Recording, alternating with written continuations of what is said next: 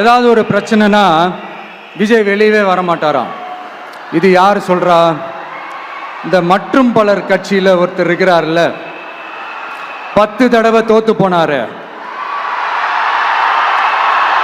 இன்னமும் திருந்தாத ஒருத்தர். அவரு சொல்றாரு, ஐயா அனுபவசாலி அவர்களே, உங்ககிட்ட ஒரே ஒரு கேள்வி ஒன்று கேட்குறேன்.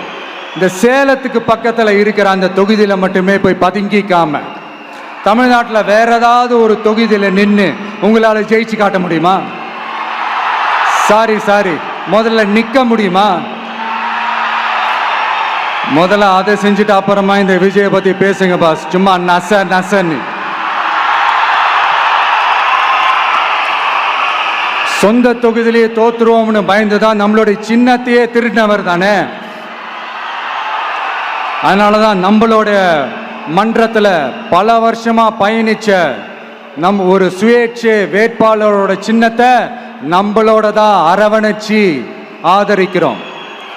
அதனால எடப்பாடி தொகுதி மக்களே, அந்த சுயேட்சை வேட்பாளரோட சின்னத்துல அந்த டிவி சின்னம், அந்த டிவி சின்னத்துல நீங்க ஓட்டு போடுறது நம்ம விசில் சின்னத்துக்கு நீங்க ஓட்டு போடுற மாதிரி.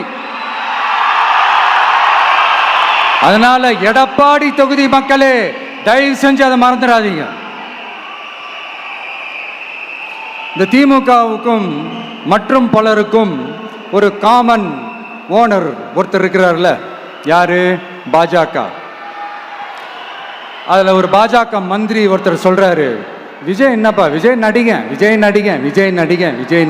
ஆமா, நான் நடிகன் தான், இப்ப யாரு இல்லைன்றா.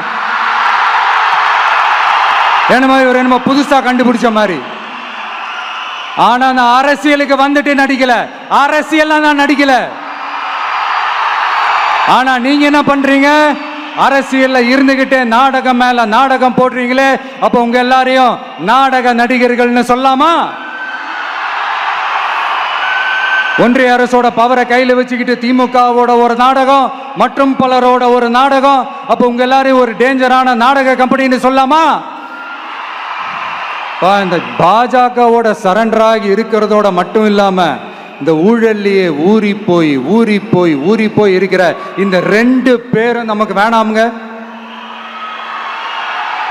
புதுசா ஃப்ரெஷ்ஷா ஒரு நல்லாட்சி கொடுக்கக்கூடிய, ஒரு மாற்றத்தை கொடுக்கக்கூடிய நம்மளுடைய டிவிகேவை நாம எல்லாருமா சேர்ந்து கொண்டு வருவோம், நாம எல்லாருமா சேர்ந்து கொண்டாடுவோம். இது ஒரு மாற்றத்திற்கான ஒரு தேர்தல். சும்மா மாத்தி ஓட்டு போட்டுக்கிறதுக்கு பேர் மாற்றம் கிடையாது. புதுசா ஃப்ரெஷ்ஷா ஒருத்தவங்களை கொண்டு வர்றதுக்கு பேர் தான் அந்த மாற்றம்.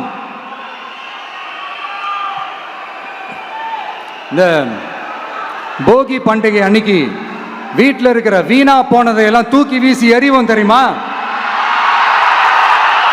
அந்த மாதிரி இந்த தேர்தலில் 75 வருஷ பவள விழா பாப்பாவையும்